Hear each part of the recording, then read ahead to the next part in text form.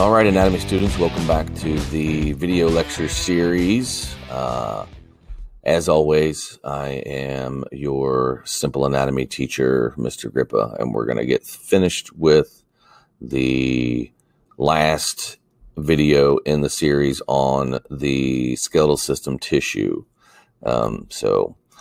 Today we're going to talk about bone formation and exercise, and we're going to list and describe some of the different kinds of joints or articulations that we find in our bodies. So let's go ahead and get this educational ball rolling.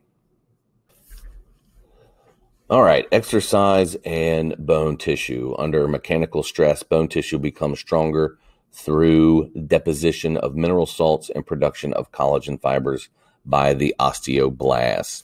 Remember, on previous lessons, I mentioned that stress on your skeletal system, either by working out or lifting, or sometimes even an injury, will cause your body to strengthen the skeletal system in that area with the work of the osteoblasts.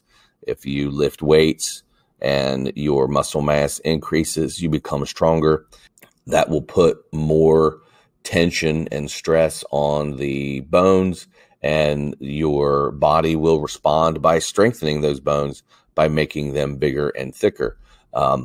If you've been in the science class next door with Miss Mosley, you've talked about how bones can be, their size and weight will give you really good evidence as to whether or not the bones you are looking at are from a male or a female.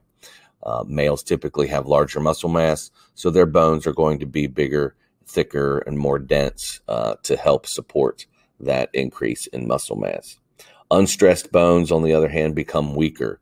When astronauts go to space and they spend extended periods of time in weightlessness, there is very little stress on their skeleton. So, because their body wants to adapt to that environment, there's no need to have those stronger bones. So in space, their bones will become weaker, and they've tried to use different forms of exercise while they are up there to try to keep their bones strong, but it just doesn't work. It helps, but they still will get weaker bones. That's why they always put them on a stretcher when they return from space. When you can move, in weightlessness, you can move a 2-ton object simply by pushing it. If it has no weight, then any force acting upon it can move it. The arm in the space shuttle that they used to use on Earth wasn't strong enough to support its own weight, but in orbit, while in atmosphere, it could move large satellites and different heavy payloads right out of the cargo bay, because in space they have no weight. And that's why it's called weightlessness. That has no weight. So without that stress on their skeleton, their bones will become weaker. The main mechanical stresses on bone are those that result from the pull of skeletal muscles and the pull of gravity, which is what I just explained. Aging and bone tissue. A decrease in bone mass occurs as the level of sex hormones diminishes during the middle age, especially in women after menopause. And there are a lot of commercials, I'm sure you've seen them, where they are selling products that help women metabolize that calcium so that their bones don't become weaker. All right, here's a classic example. I'm sure many of you know of an elderly person who has fallen down and broken their hip. What actually happens is they land on their side, and most of the time there's a large process on the top of the femur called the greater trochanter. If you reach down to the outside of your hip and push in, you can feel there's not a lot of tissue there that when you reach down and feel on your hip, you're rubbing the greater trochanter on your femur. So when an elderly person falls, they land on that greater trochanter and the neck of the femur breaks. The head is now separate from the body of the femur and is stuck in the acetabulum or the socket on the pelvic bone. And that is how they quote unquote break their hip, when really they break their femur. But it always, as a younger person, I was always amazed. How does somebody fall down and break a hip? I fall down all the time, and I haven't broken any hips. How does this happen? And the reason is, as they get older, their bones become weaker and more brittle. And that's how they just fall and break a bone, and as opposed to just fall and get up and walk away. That's the difference. Since female bones are generally smaller and less massive than males to begin with, old age has a greater adverse effect on females. So what that in essence means is their bones are smaller to begin with. So in the race to have smaller, more brittle bones, females in essence have a head start because their bones are already not as heavy as a male's bones. There are two principal effects of aging on bone tissue. One is loss of bone mass. The loss of calcium from bones is one of the symptoms of osteoporosis. And I have a picture coming up that will show you the difference. And brittleness. The collagen fibers give bone its tensile strength, and protein synthesis decreases with age. So those fibers there that give the bone its strength are lacking, and that's what makes them more brittle, and they break easier. The loss of tensile strength causes the bones to become very brittle and susceptible to fracture. So here's a picture of normal spongy bone and spongy bone that is suffering from osteoporosis. Osteoporosis is a condition where bone reabsorption outpaces bone deposition. So basically, the osteoclasts who are doing their job of clearing old bone matrix away don't stop working. The problem is the osteoblasts that lay down new bone matrix can't keep up. As you get older, they don't work as fast as they used to. So there's a loss of bone mass in that aspect, often due to the depletion of calcium from the body or inadequate intake. So here, let's take a look at the difference. So here we see the trabeculae of the spongy bone, and this bone is nice and solid and dense and looks to be very strong. If you come over here to the bone with osteoporosis, the osteoporotic bone, you can see holes and fissures. The trabeculae isn't as thick, and it clearly is just not going to be as strong. I mean, look at this big gap right here. That is very problematic. And you can actually see the bone is very brittle and thin in this area. And that's simply what happens. That old person falls down. That vibration, that energy is absorbed into this part of the bone, and it's just not strong enough to hold together, and it will break. Let's talk about the joints. And articulation. Anytime you see the word articular or articulation, or to articulate, it means moving at the joint or the joint itself, where two bones come together. This is a point of contact between two bones. It will also be a point of contact between cartilage and bone, or between teeth and your bone. And teeth are very bone-like, but they're technically not the same as a bone. So there are three major varieties, three main varieties of joints, and they are as follows. Immovable joints. These are where two bones come together, but they do not move. The classic example are the bones in your skull, and where they meet are called sutures. And if everything goes okay, those bones don't move. If they're moving against each other, something's wrong. You've had some serious head trauma.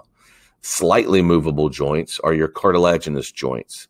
So your symphysis, for example, the pubic symphysis, which is a disc of cartilage that are in between the two pubic bones on the front of your pelvis. Also, your intervertebral discs.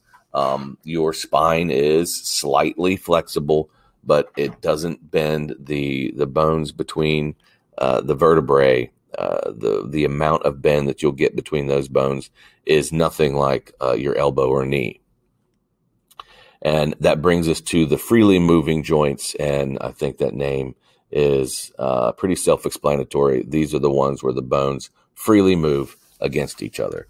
And this is where the ends of those bones will be covered in hyaline cartilage to reduce the friction between those two bones moving against each other.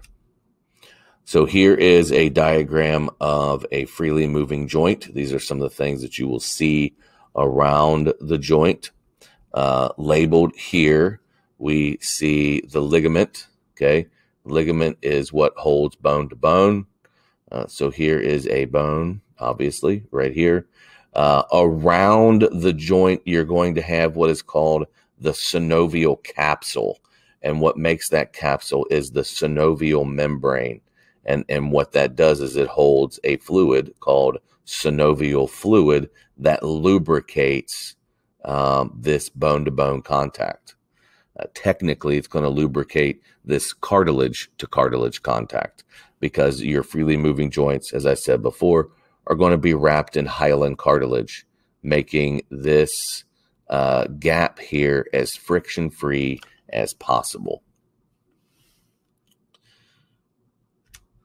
So let's talk about the different joints that we have. We have a gliding joint, and we see a gliding joint between the metatarsals, which are the bones of the foot. A hinge joint is pretty self-explanatory, and the classic spot for a hinge joint is your knee and your elbow, and they are very similar to the hinge on a door or a gate. A pivoting joint, this allows us to twist. So we see a pivoting joint in between atlas and axis. And atlas and axis are the top two vertebrae in your vertebral column. It's what allows us to turn our heads. And so when you turn to look right or left, when you turn your head, your skull and your top vertebrae, C1 or atlas, don't really move apart from each other very much. But C1 and C2 is where all that rotation takes place. So when you turn to the left, atlas goes, the C1 vertebrae goes with your skull, but the C2 stays put. And so instead of pivoting between your skull and the top vertebrae, you pivot between the top vertebrae and the second vertebrae in your neck. Those very specialized cervical vertebrae, and that's why they have their own individual names of atlas C1 and axis C2. You also see a pivoting joint between the radius and the ulna. This is what allows us to roll our hand over. So you can stick your hand out, palm down, and then you can easily rotate your forearm to go palm up and vice versa. And when you do that, the radius will pivot around the ulna, and that's where the pivoting joint comes from. An ellipsoidal joint is one we see where the phalanges meet the metacarpals. All right, so this circle is just a little low. The bones of the hand are the metacarpals, and that would be this one and these four. And these three are phalanges, so that joint is going to be right there, and right there. Those are your ellipsoidal joints. A saddle joint is named because it looks like a saddle, and that is where your thumb the metacarpal of your thumb meets the carpal in your wrist. And here in the not too distant future, we'll be talking about the names of these of those individual carpals. That one is going to be the trapezium. Spoiler alert. The ball and socket joint, we see that in 4 places in your body.